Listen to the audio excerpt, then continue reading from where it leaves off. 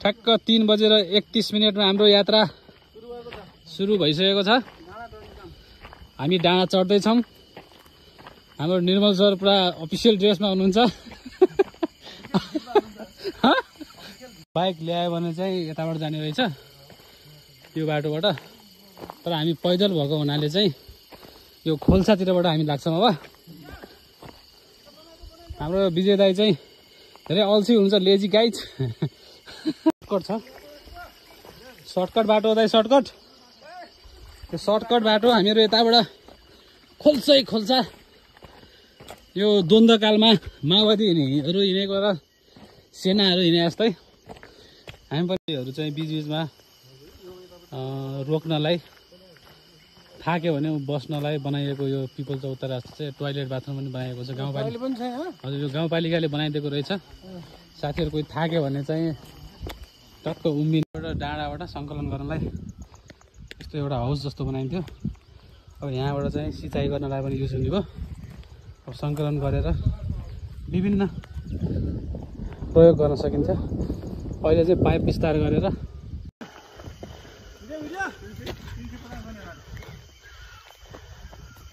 टोली पछाडि हामी थाकिसकेका छौँ। हाम्रो कमान्डर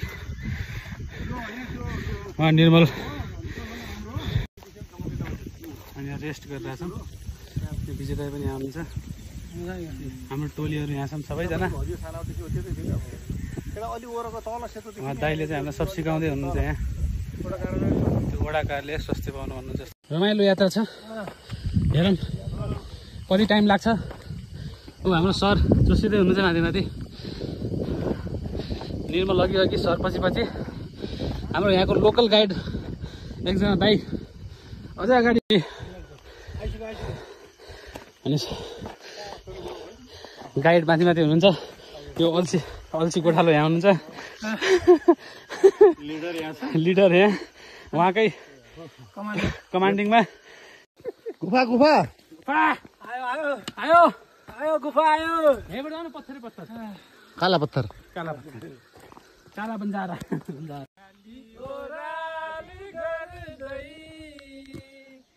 मुलासाग मोबाइल कता देखाउँदैछ यार। मन भरि बहार झर्दै काला काला नाला। 2 घण्टाको पैदल यात्रापछि हामी बल्ल बाटो भेटाएका छौँ। हामीले बाटो हिँड्छौँ। यहाँ हाम्रो दुईटी नानी पनि सँगसँगै हिँडेछन्।